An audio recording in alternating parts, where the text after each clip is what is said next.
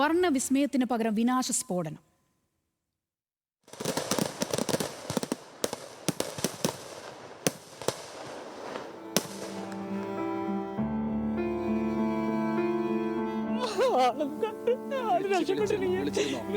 Phone എടുക്കുന്നില്ല.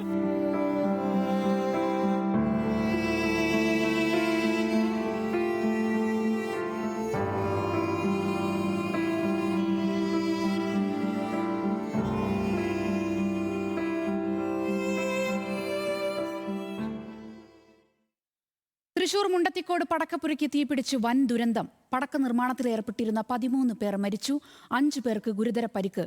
ഉഗ്രസ്ഫോടനത്തിലും തീപിടുത്തത്തിലും ശരീരഭാഗങ്ങൾ ചിതറിത്തെറിച്ചു. തിരുവമ്പാടി ദേവസ്വത്തിന്റെ പടക്ക നിർമ്മാണശാലയിലാണ് തീപിടുത്തമുണ്ടായത്. ഉഗ്രശേഷിയുള്ള പടക്കങ്ങൾ കൂട്ടമായി പൊട്ടിയതോടെ സമീപത്തെ വീടുകൾക്കും കേടുപാടുകൾ സംഭവിച്ചു. രക്ഷാപ്രവർത്തനത്തിനിടെ തുടർ സ്ഫോടനങ്ങൾ ഉണ്ടായതോടെ ഇന്നത്തെ തെരച്ചിൽ താൽക്കാലികമായി നിർത്തിവെച്ചു. അപകടത്തിൽ മരിച്ചവർക്ക് കേന്ദ്ര സർക്കാർ ധനസഹായം പ്രഖ്യാപിച്ചു.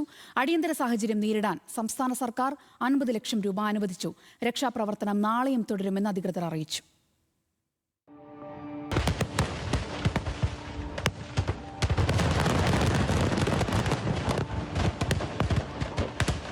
പൂരത്തിന് ദിവസങ്ങൾ മാത്രം ബാക്കി നിൽക്കെ അവസാനവട്ട ഒരുക്കത്തിലായിരുന്നു മുണ്ടിക്കത്തോട് സതീശനും സംഘവും. ഇക്കുറി തിരുവമ്പാടി ദേവസ്വം വക വെടിക്കെട്ടിന് ചുമതലയുണ്ടായിരുന്നത് സതീശനായിരുന്നു. അത്യുത്സാഹത്തോടെ അവസാനവട്ട പണികൾ പൂർത്തിയാക്കുന്ന തിരക്കിനിടെയാണ് ദുരന്തം ഒരു തിരുത്തുമ്പിൽ നിന്നും കത്തിപ്പടർന്നത്.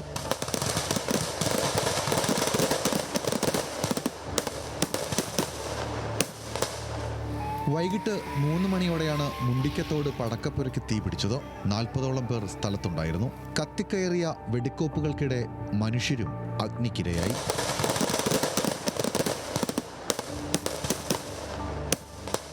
പടക്കം നിർമ്മിക്കുകയും സൂക്ഷിക്കുകയും ചെയ്തിരുന്ന 5 പുരകളാണ് കത്തിയമർന്നത്. ഉഗ്രസ്ഫോടനത്തിൽ മനുഷ്യ ശരീരങ്ങൾ ചിതറിത്തെറിച്ചു.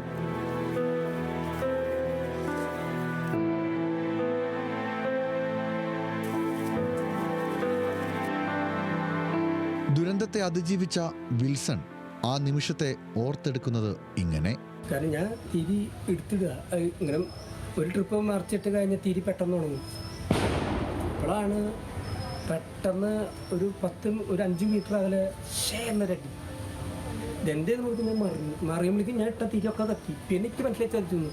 ഞാൻ ഓടുമ്പോഴേക്കും ഈ ഇവിടെ നർവ് ഷെഡ് പൊട്ടി.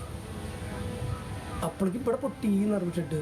അങ്ങനെ 2 കണ്ടും മറിയുമ്പോഴേക്കും സ്റ്റോറും പെട്ടു. പിന്നെ ഞാൻ നിന്നില്ല, ഞാൻ പറഞ്ഞില്ല. പിന്നെ ഞാൻ തിരിച്ച് പെണ്ണുങ്ങളെടുത്തേക്ക് വന്നു.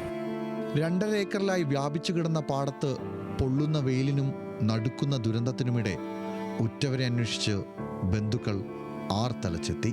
നിസ്സഹായതയുടെ നടുവിൽ റിപ്പോർട്ടർമാരെ കെട്ടിപ്പിടിച്ച് നിലവിട്ട് കരഞ്ഞു. എന്റെ മാമ പുറക്കിന് വരുന്നതാ വേലായത്. വിളിച്ച ഫോണ് എടുക്കുന്നില്ല.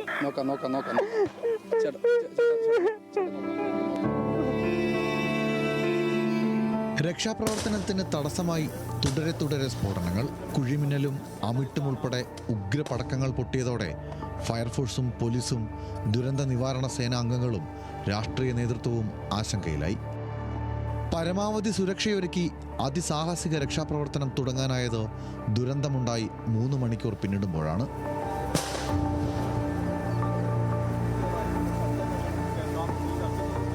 മനുഷ്യസാധ്യമായ എല്ലാ രീതിയിലും തെരച്ചിൽ നടത്താനായിരുന്നു തീരുമാനം. ആവശ്യമായ വെളിച്ചവും ഡ്രോൺ സംവിധാനങ്ങളും ഉപയോഗിച്ച് രാത്രിയിലും രക്ഷാപ്രവർത്തനം തുടർന്നു.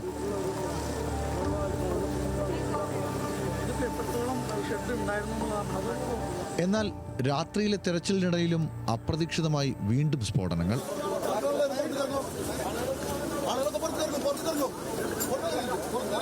രക്ഷാപ്രവർത്തകരുടെ സുരക്ഷ മുൻനിർത്തി താൽക്കാലികമായി തെരച്ചിൽ അവസാനിപ്പിക്കാൻ ജില്ലാ ഭരണകൂടം തീരുമാനിച്ചു. നമ്മളിപ്പോൾ ഏകദേശം അകത്ത് കയറി എല്ലാവരും നോക്കിയിട്ടുണ്ടായിരുന്നു. ഫർദർ ഫുൾ ബോഡി ആയിട്ട് നമുക്കൊന്നും കിട്ടിയിട്ടില്ല. ബോഡി പാർട്സ് എന്തെങ്കിലും ഉണ്ടോ എന്ന് നോക്കിക്കൊണ്ട് ഇരിക്കുന്നുണ്ടായിരുന്നു. അപ്പോഴാണ് ഒരു ചെറിയൊരു സ്പാർക്കും കൂടി ഉണ്ടായത്. അപ്പോൾ അതുകൊണ്ട് നമ്മളെല്ലാവരെയും ഇപ്പോൾ പുറത്തേക്ക് മാറ്റിയിരിക്കുകയാണ്. സേഫ്റ്റി അവരുടെയും കൂടെ എൻഷുർ ചെയ്യേണ്ട ആവശ്യമുണ്ട്. അപകട സ്ഥലത്തെ തെരച്ചിൽ അവസാനിപ്പിച്ച് ചിതറിയ ശരീരഭാഗങ്ങൾ സമീപത്തെ ജലാശയങ്ങളിൽ ഇല്ലെന്നുറപ്പുവരുത്തി അധികൃതർ. 6000 കിലോയോളം വരുന്ന കരിമരുന്ന് സാമഗ്രികളാണ് കത്തിയമർന്നത്. തീഗോളങ്ങൾ ഒരു തെങ്ങിനേക്കാൾ ഉയരത്തിൽ പടർന്നെന്ന് ദൃക്സാക്ഷികൾ പറയുന്നു. ഉഗ്രസ്ഫോടനത്തിന്റെ പ്രകമ്പനത്തിൽ സമീപത്തെ വീടുകൾക്കും കേടുപാടുകൾ പറ്റി. എന്താണ് സൗണ്ട് എന്ന് മനസ്സിലാവില്ല. കുറേ പൊടി ചില്ലിൻ്റെയും ഇതൊക്കെ അകത്തേക്ക് വരുമ്പോൾ നമുക്ക് എന്താണെന്ന് മനസ്സിലായില്ല. എല്ലാവരും പേടിച്ച് വൈഫും അനിയത്തിയുടെ കൊച്ചൊക്കെ ഭയങ്കര കരച്ചിലായി. അപ്പോൾ അങ്ങനെ എനിക്ക് പുറത്തേക്ക് വന്നപ്പോൾ അടുത്ത സെക്ഷൻ പൊട്ടിയപ്പോൾ പിന്നെ അവിടുന്ന് ചില്ലുകൾ വന്നു. അപ്പോഴാണ് നമ്മൾ ഇവിടുന്ന് ഒരു തീകോളം വരെയൊക്കെ വീണ്ടും നോക്കുമ്പോൾ കണ്ടേ. അപകടത്തിന് മണിക്കൂറുകൾക്ക് മുൻപ് സ്ഥലത്തെത്തി ന്യൂസ് മലയാളം വാർത്താ സംഘം പടക്ക നിർമ്മാണശാലയുടെ വിശേഷങ്ങളും വാർത്തയും പകർത്തിയിരുന്നു. ആ വാർത്താ ചിത്രീകരണത്തിനിടെ ദുരന്തത്തെ അതിജീവിച്ച വിൽസൺ ന്യൂസ് മലയാളം പ്രേക്ഷകർക്കായി 2 വരി പാട്ടും പാടിയിരുന്നു. പ്രായത്തിൽ നിന്നെ ഞാൻ കണ്ടപ്പോ മാമ്പഴമാകട്ടേന്ന് എൻ്റെ പൊന്നാരെ മാമ്പഴമാകട്ടേന്ന്. പൂരാവേശത്തിന്റെയും സന്തോഷത്തിന്റെയും നാളുകളിലേക്ക് കടന്ന തൃശ്ശൂരിനെ അക്ഷരാർത്ഥത്തിൽ ദുരന്തഭൂമിയാക്കിയ അപകടത്തിന്റെ കാരണമുൾപ്പെടെ പരിശോധിക്കപ്പെടേണ്ടതുണ്ട്. നാടിനെ നടുക്കിയ ദുരന്തത്തിൽ പ്രധാനമന്ത്രിയും മുഖ്യമന്ത്രിയും പ്രതിപക്ഷ നേതാവും ഉൾപ്പെടെ രാഷ്ട്രീയ നേതൃത്വം ഒന്നടങ്കം അനുശോചനം രേഖപ്പെടുത്തി. ദുരന്തത്തിൽ ജീവൻ നഷ്ടപ്പെട്ടവരുടെ കുടുംബങ്ങൾക്ക് പ്രധാനമന്ത്രിയുടെ ദുരിതാശ്വാസ ഫണ്ടിൽ നിന്നും 2 ലക്ഷം രൂപ ധനസഹായം പ്രഖ്യാപിച്ചിട്ടുണ്ട്. പരിക്കേറ്റവർക്ക് 50,000 രൂപയും നൽകും. അടിയന്തര സാഹചര്യം നേരിടാൻ സംസ്ഥാന സർക്കാർ 50 ലക്ഷം രൂപ ജില്ലാ ഭരണകൂടത്തിന് അനുവദിച്ചു. പരിക്കേറ്റവർക്ക് വിദഗ്ധ ചികിത്സയും സർക്കാർ ഉറപ്പാക്കും. മരണപ്പെട്ടവരുടെ പോസ്റ്റ്മോർട്ടം നടപടികൾ തൃശൂർ മെഡിക്കൽ കോളേജിൽ നടക്കും. നാളെ രാവിലെ മുതൽ വീണ്ടും തെരച്ചിൽ പുനരാരംഭിക്കാനാണ് ജില്ലാ ഭരണകൂടത്തിന്റെ തീരുമാനം. ന്യൂസ് മലയാളം, തൃശൂർ.